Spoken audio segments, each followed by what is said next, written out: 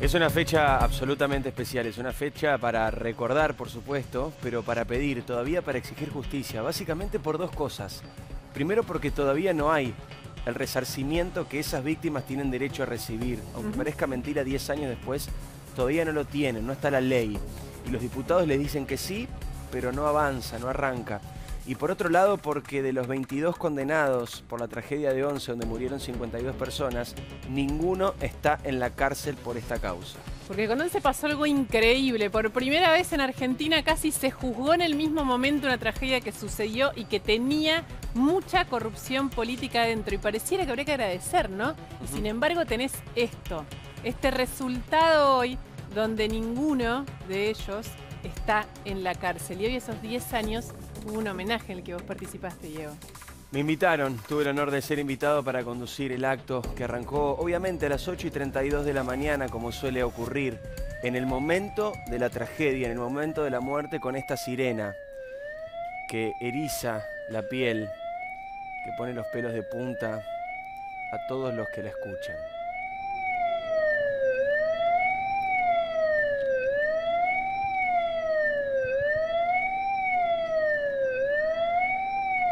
Te cuento simplemente un detalle del acto. Así empezaba. Después de la sirena, los familiares leyeron la lista de los muertos, de los 52 muertos. Yo tenía la rutina, que es lo que estoy leyendo ahí, y más o menos estaba el tiempo aproximado de cada cosa, para más o menos tener un orden del acto. 5 minutos duró la lectura de la lista. 5 minutos leyendo familiares y amigos muertos. Y mucho tiempo más para reclamar justicia y para explicar lo que todavía el Estado les debe. Silvia Gabriela Pereira. Y lo doloroso, Rodri, de esta historia fue que fue la crónica de una tragedia extremadamente anunciada, porque se había montado un negocio de corrupción sobre el hecho de tener así a los trenes. Sí, claro, Lu, y concretamente lo que pasaba era que la plata que tenía que ir a invertirse a los trenes se iba por otro lado, porque recordemos que había un sistema de subsidios, como aún todavía hay, pero la plata de los subsidios se iba hacia otro lugar. Y me quedaba con algo que decía Diego, y que lo vamos a ver ahora en algunos de los testimonios. La justicia no hay un capítulo cerrado, porque hay muchos todavía que están pidiendo que las condenas estén firmes, algo que no está todavía. La investigación de Rodri, la vemos, a 10 años.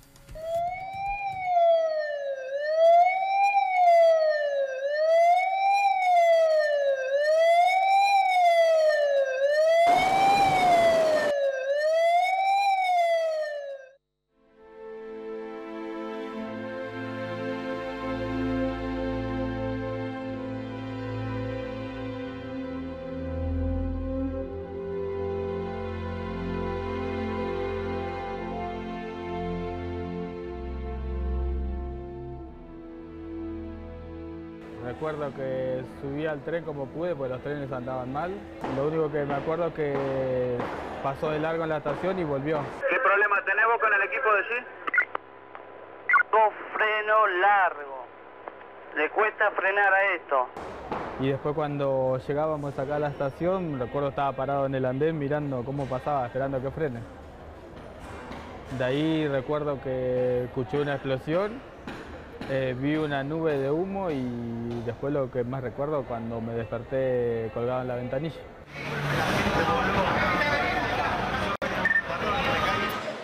Y veía a la gente con celulares firmando, con celulares, mucha gente veía nomás. Y después cuando me Te empecé a dar grababan a cuenta, vos y vos atrapado, digamos.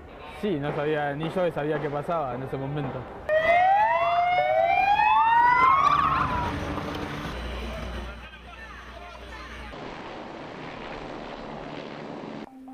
El 22 de febrero del 2012, una formación del tren Sarmiento llegaba al andén número 2 y chocaba contra uno de los extremos. Hoy se cumplen 10 años de aquel trágico accidente que le ocasionó la muerte a 52 personas.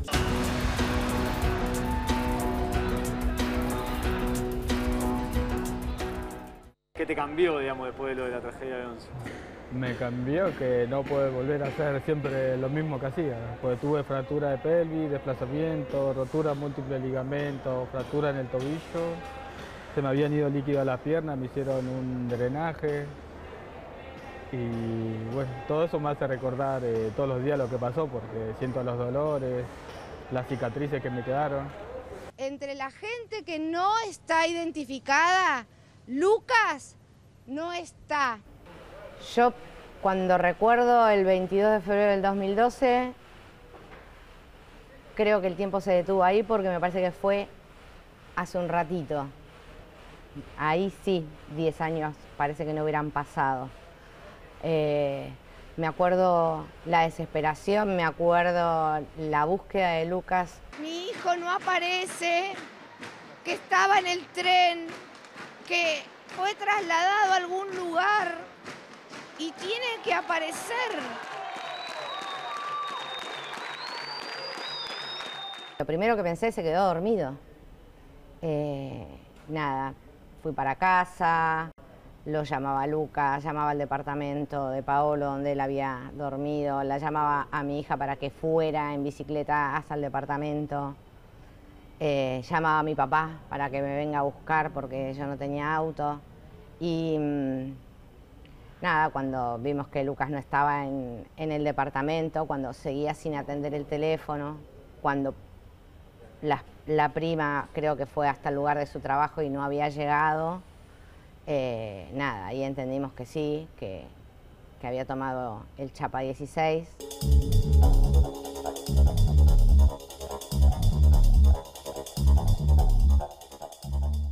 ¿Vos estás satisfecho con la condena, que estén la mayoría de ellos en libertad condicional?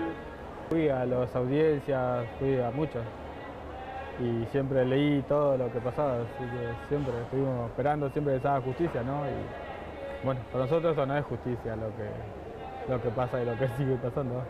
Recorrí todos los hospitales de Capital más de una vez. Terminamos la noche del miércoles en la morgue y tampoco estaba en la morgue. Vimos nuevamente la foto y no es.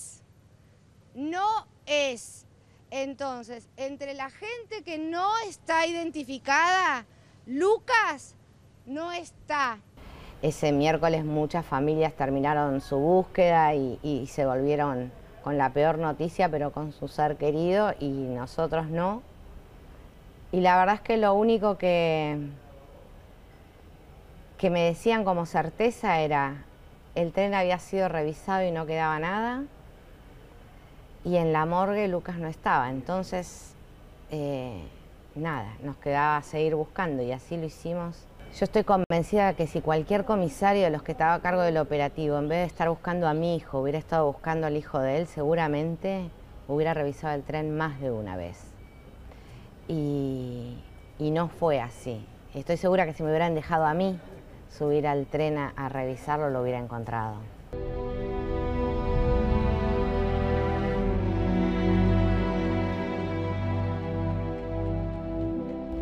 La corrupción te mata.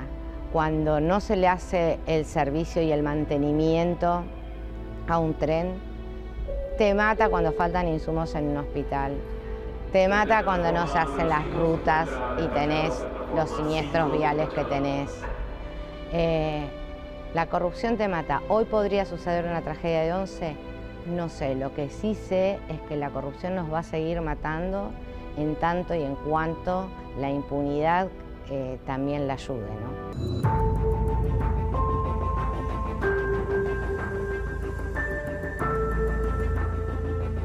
10 años después de la tragedia de Once, solamente Ricardo Jaime queda preso en este penal de Ezeiza.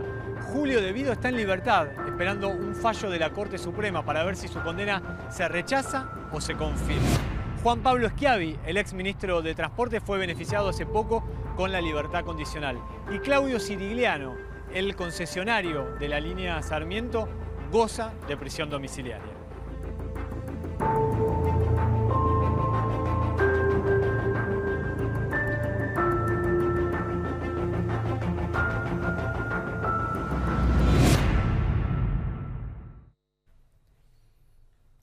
La corrupción mató a 52 argentinos y el fiscal de este caso, el que lo llevó a juicio oral, cuenta como cuando logró poner a Julio De Vido en el foco de la investigación, lo sacaron de la fiscalía en la que estaba trabajando, lo sacaron del edificio, lo dejaron sin oficina. a ese punto llegan las impunidades en lo que tiene que ver con lo que pasó en Argentina con los trenes.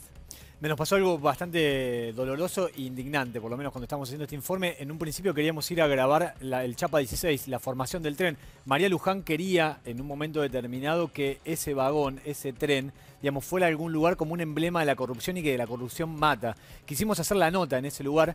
Trenes Argentinos, de una manera insólita y hasta indignante, nos dijo que el lugar estaba electrificado, que todo el vagón estaba custodiado, que no era de acceso público, que no se podía entrar, que no había un disyuntor para poder bajar y para poder ingresar y que no podíamos estar ahí adentro. Le dijimos si podíamos sobrevolarlo, hacerlo con un dron. Nos dijeron que no, todo el tiempo no. ¿Quién es Rodri? Porque es importante este dato. No, ¿Quiénes Trenes son los que Argentinos dicen que no? hoy depende del Ministerio de Transporte de la Nación. Está a cargo de un funcionario que depende del Ministerio de Transporte de la Nación y nos dijeron, tanto en Transporte como en Trenes Argentinos, que no podíamos ingresar. Nuestra indignación, nuestra bronca... No querían mostrar cómo quedó ese vagón. Evidentemente todavía, aún hoy, el gobierno que está en el poder, el Estado que está en el poder, así como en algún momento quiso ocultar algo con lo que pasó en 11, hoy no quiere que nosotros podamos mostrar el lugar. Recién veíamos en este informe que preparaste, Rodri, cómo pasaban los años, cómo cambiaban las caras, cómo cambiaba la angustia, cómo crecía la indignación y el pedido de justicia. Ahora, lo que no cambia es lo que gobiernan, porque es exactamente el mismo gobierno.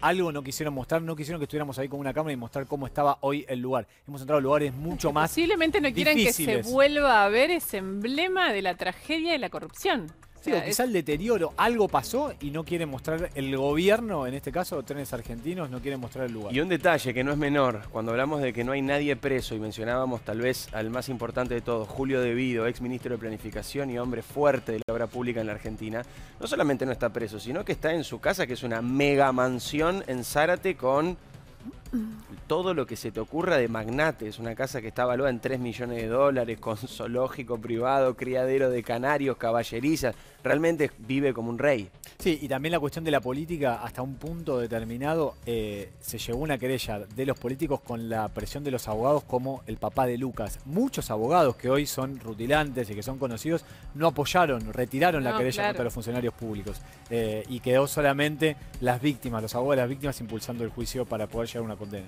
Gracias, Rodrigo. Muchas gracias, chicos.